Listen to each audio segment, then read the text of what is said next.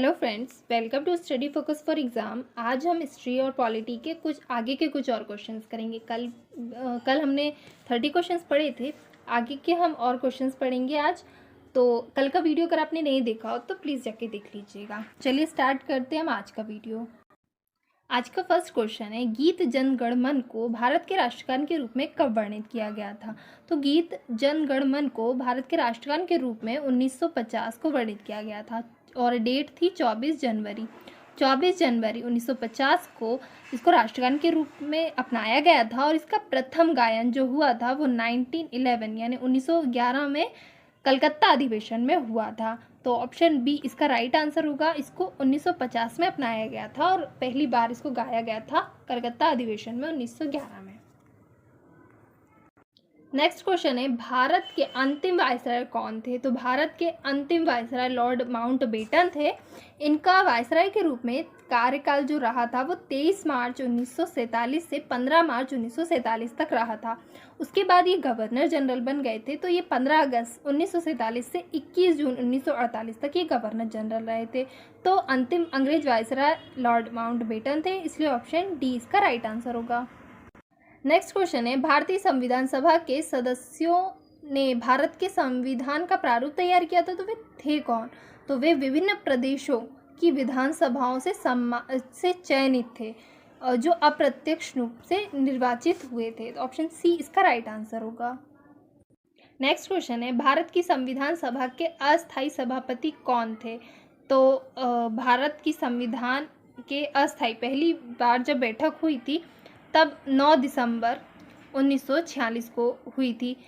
तब डॉक्टर सच्चिदानंद सिन्हा को अस्थायी रूप से अध्यक्ष बना दिया गया था, लेकिन 11 दिसंबर 1946 को ही डॉक्टर राजेंद्र प्रसाद को स्थायी अध्यक्ष बना दिया गया था। तो अस्थायी सभापति जो थे वो डॉक्टर सच्चिदानंद सिन्हा थे, लेकिन जो स्थायी रूप से बन गए थे वो 11 दिसंबर को डॉक्टर राजेंद्र प्रसाद बन गए थे। तो ऑप्शन ए इसका राइट आंसर होगा, अस्थायी सभापति डॉक्टर सच्चिदानंद सिन्हा। नेक्स्ट क्वेश्चन है, संविधान का मसौदा तैयार करने वाली समिति के अध्यक्ष कौन थे? तो संविधान का मसौदा तैयार करने वाली समिति के अध्यक्ष डॉक्टर भीमराव अंबेडकर थे। ऑप्शन सी इसका राइट आंसर होगा। नेक्स्ट क्वेश्चन है, सबसे पहले कौन सा हड़प्पा कालीन स्थल खोजा गया था? तो सबसे पहले हड़प्पा कालीन स्थल जो खोजा गया था वो हड़प्पा था। ये खोजा गया था 1921 में। 1921 में दयाराम साहनी द्वारा खोजा गया था। मोहनजोदड़ो 1922 में राखलादास बनर्जी द्वारा खोजा गया था। और लोथल जो था वो 1955 में रंगनाथ राव के द्वारा खोजा गया था। 1955 में रंगनाथ राव के द्वारा खोजा गया था। और कालीबंगा या कालीबंगन भी इसको बोला जाता है, ये 1953 में खोजा गया था बीबी लाल के द्वारा और बीके थापर के द्वारा। तो सबसे पहले जो खोजा गया जो शहर था वो हड़प्पा था। ऑप्शन बी इसका राइट आंसर होगा। नेक्स्ट क्वेश्चन है, हड़प्पा सभ्यता निम्न में से संबंधित है। तो हड़प्पा सभ्यता जो थी वो कांस्य युगीन सभ्यता थी। मतलब उस समय कांसा धातु का ज़्यादा प्रयोग किया जाता था और कांसा तांबे और टिन से बनती थी। तो उन दोनों को मिलाकर बनाई गई धातु कांसा थी जो उस समय बहुत यूज़ की जाती थी। इसलिए हड़प्पा सभ्यता को कांस्य युग की सभ्यता बोला जाता है और इसकी ये एक विशेषता भी है, इसे कांस्य युगीन सभ्यता बोला जाता है इसलिए। तो ऑप्शन ए इसका राइट आंसर होगा। नेक्स्ट क्वेश्चन है, निम्नलिखित में से किसने सर्वप्रथम हड़प्पा सभ्यता के अवशेषों को खोजा था? तो सर्वप्रथम हड़प्पा सभ्यता के अवशेषों को जिसने खोजा था वो थे कनिंघम, अलेक्जेंडर कनिंघम थे। इन्होंने 1853 और 1873 में कुछ पुरानी वस्तुएं प्राप्त की थी जो हड़प्पा सभ्यता से संबंधित थी, इसलिए कनिंघम इसका राइट आंसर है, ऑप्शन सी। नेक्स्ट क्वेश्चन है, निम्नलिखित में से किस शहर को मृतकों का टीला के नाम से जाना जाता है? तो ऑप्शन बी इसका राइट आंसर होगा, मोहनजोदड़ो। मोहनजोदड़ो को मृतकों के टीले के नाम से जाना जाता है। नेक्स्ट क्वेश्चन है, मोहनजोदड़ो कहाँ स्थित है? तो मोहनजोदड़ो सिंध में स्थित है और सिंध पंजाब के लड़काना जिले में है। तो ऑप्शन सी इसका राइट आंसर होगा। नेक्स्ट क्वेश्चन है संविधान सभा की पहली बैठक कब हुई थी? तो संविधान सभा की पहली बैठक 9 दिसंबर 1946 को हुई थी। ऑप्शन ए इसका राइट आंसर होगा। नेक्स्ट क्वेश्चन है भारतीय संविधान क्या है? मतलब भारतीय संविधान की विशेषता क्या है, वो कैसा है? तो भारतीय संविधान ना तो कठोर है और ना ही बहुत ज़्यादा कठोर है, लचीला भी नहीं है। और जो भारतीय संविधान है वो अंशतः कठोर और अंशतः लचीला है। ऑप्शन डी इसका राइट आंसर होगा। इसी विशेषता को नम्यता और अनम्यता भी बोला जाता है। संशोधन को भारतीय संविधान में संशोधन आसानी से किया जा सकता है कुछ कानूनों का, तो इसीलिए इसको लचीला बोला जा रहा है। लेकिन कुछ संशोधन विशेष प्रक्रिया द्वारा किए जा सकते हैं, इसलिए इसको कठोर बोला जा रहा है। तो ऑप्शन डी इसका राइट आंसर होगा कि जो भारतीय संविधान है वह अंशतः कठोर और अंशतः लचीला है। नेक्स्ट क्वेश्चन है भारत एक धर्मनिरपेक्ष देश है, इसका तात्पर्य क्या है? तो भारत एक धर्मनिरपेक्ष देश है, इसका तात्पर्य ये है कि भारत का कोई भी राज्य स्तर पर धर्म नहीं होगा, सभी धर्मों को एक समान मानेगा। ऑप्शन बी इसका राइट आंसर होगा। नेक्स्ट क्वेश्चन है इनमें से कौन भारतीय संविधान सभा के सदस्य नहीं है?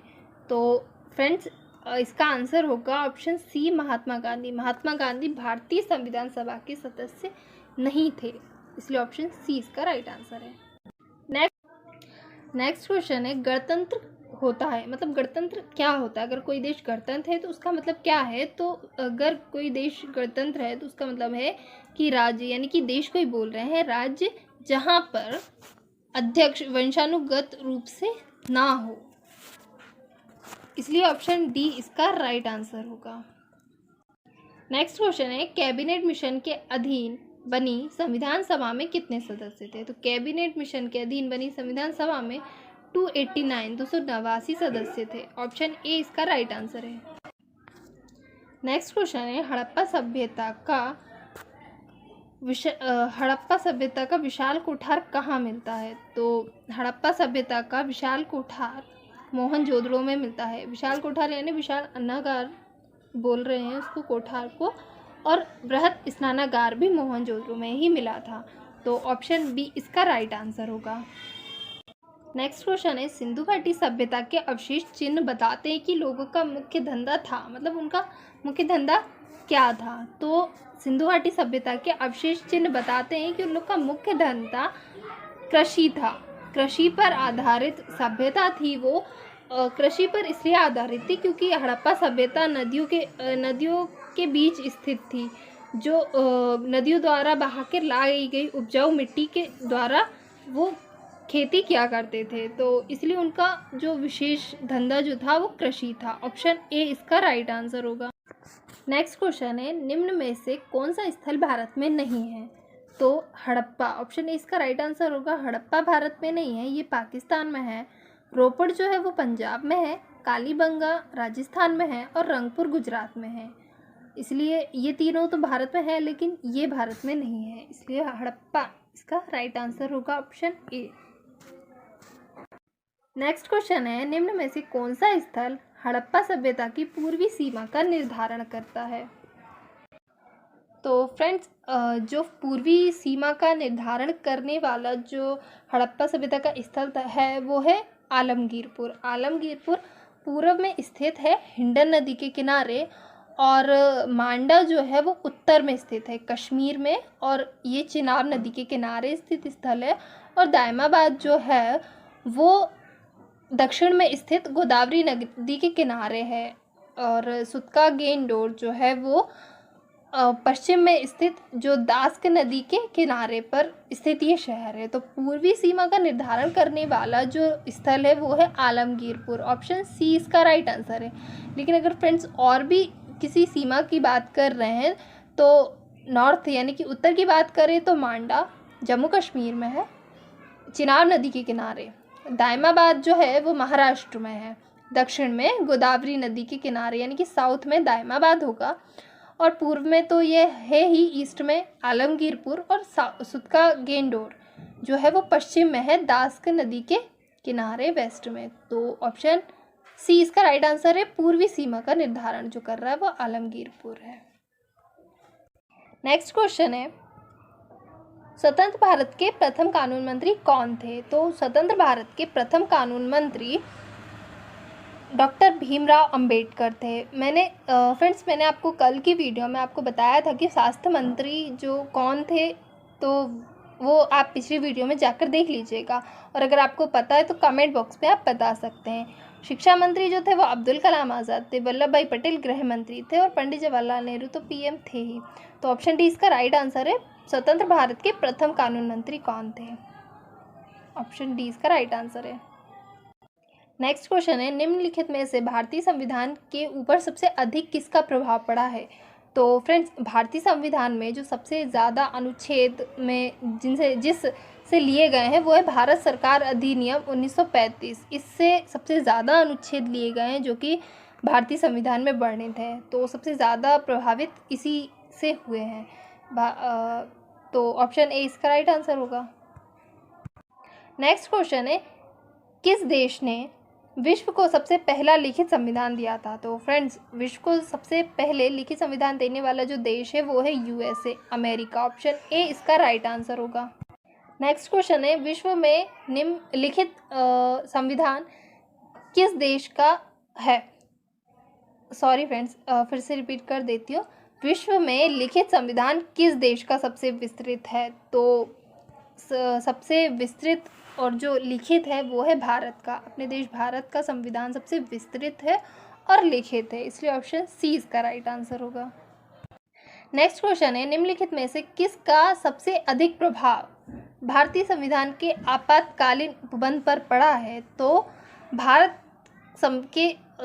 संविधान के आपातकालीन उपबंध पर जो लिया गया है वो लिया गया जर्मनी के वेइमर संविधान से। तो ऑप्शन बी इसका राइट आंसर होगा। जर्मनी से लिया गया है भारतीय संविधान का आपातकालीन उपबंध, इसलिए ऑप्शन बी यानी कि जर्मनी का संविधान इसका राइट आंसर होगा।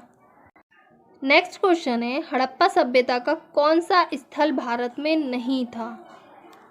तो हड़प्पा सभ्यता का मांडा भी मैंने बताया, तो ये तो जम्मू में है।